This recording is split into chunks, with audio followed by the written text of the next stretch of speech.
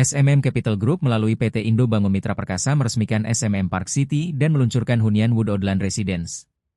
Seremonial Grand Launching berlangsung di kawasan SMM Park City Woododland Residence Jalan Antang Raya Makassar.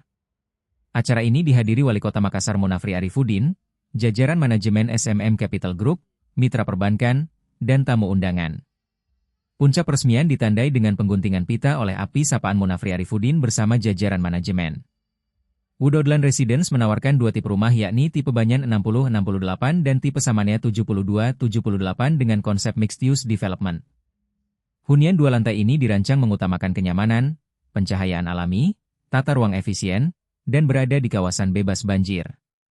SMM Park City menjadi bukti Makassar khususnya kawasan Antang akan terus berkembang menuju kawasan yang modern dan berdaya saing, ujar Chairman SMM Capital Group Tun Fendi Unggul. Wali Kota Makassar Munafri Arifudin menyambut baik kehadiran proyek ini karena berdampak pada pertumbuhan ekonomi dan penyerapan tenaga kerja.